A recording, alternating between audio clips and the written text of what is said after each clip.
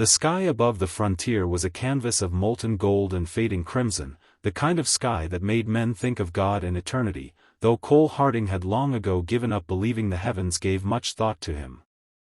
The rancher sat tall on his bay horse, the leather saddle creaking beneath his weight as he guided the animal along the fence line, checking for breaks in the wire, for posts leaning wrong, for signs that the coyotes had found a way through again.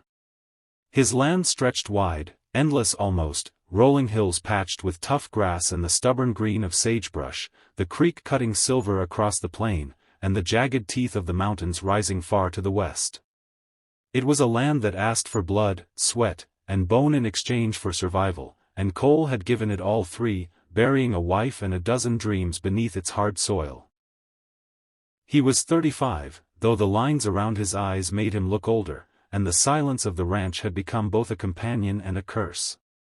Most evenings passed the same. He would ride, repair, feed, then sit by the fire in the cabin that stood alone like a sentinel against the wild, listening to the coyotes sing and the wind whisper through the cottonwoods. But that evening was different, though he didn't know it yet. That evening, as he turned toward the creek to water his horse before heading home, he saw something that pulled him from routine and set the course of his life spinning in a direction he could not have guessed. At first, it was only a shape, small against the earth, stumbling along the rocks by the water. His hand went to the rifle strapped across his saddle by instinct. Out here, caution was the difference between life and death. He narrowed his eyes, the brim of his hat cutting the sunlight, and the shape became clearer. A girl, young, no more than 19 or 20, her dress torn and ragged, her shawl clutched tight around her shoulders though the air still held the day's warmth. She moved like she'd walked too far on feet too tender, like hunger had hollowed her and sorrow had bent her down. Cole's jaw tightened. A lone girl on the frontier could mean trouble in more ways than one. Maybe she was running from someone. Maybe she'd been thrown out. Maybe she carried with her more danger than she appeared to. Still, he nudged his horse closer, boots hitting the ground when he dismounted, his spurs chiming softly as he walked toward her. "You lost?" he called, his voice low, guarded. The girl startled at the sound, her head lifting, eyes wide, storm-gray even in the dimming light. She shook her head faintly. "No, sir," she said, her voice carrying that tired edge of someone who had spoken too many pleas already. "Not lost. Just, nowhere left to go." Her words hung in the air, fragile as spider silk, and Cole studied her in the long silence that followed. She was no saloon girl, though she might have been mistaken for one in the state she was in. Nor was she a farmer's daughter traveling with kin. She was alone, and her face carried the traces of tears, the smudges of dust, the kind of weariness that spoke of nights under the open sky without food or comfort.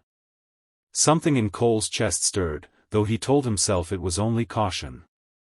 "Plenty of nowhere out here," he said finally, his tone measured. "So why stop on my land?" The girl clutched her shawl tighter, her fingers trembling though her gaze tried to stay steady.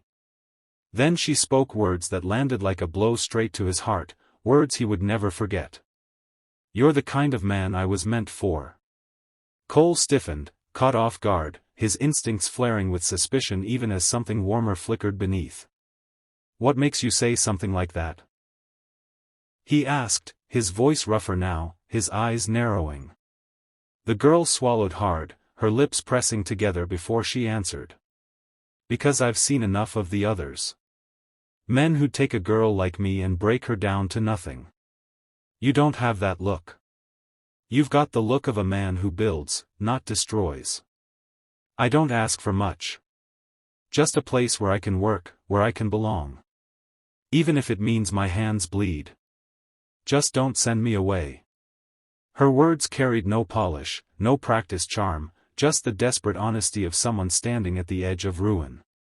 Cole's hand brushed against the rifle at his side, not because he feared her, but because he feared himself, feared the temptation of letting down walls he had spent years building. He rubbed his jaw, glanced toward the cabin that stood alone against the prairie, then back at her.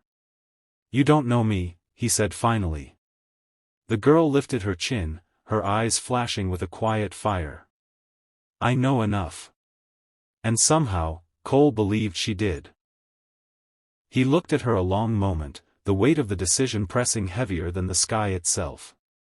Let her walk into the night, into the coyotes' cries and the merciless cold, or let her stay and risk whatever storm she carried.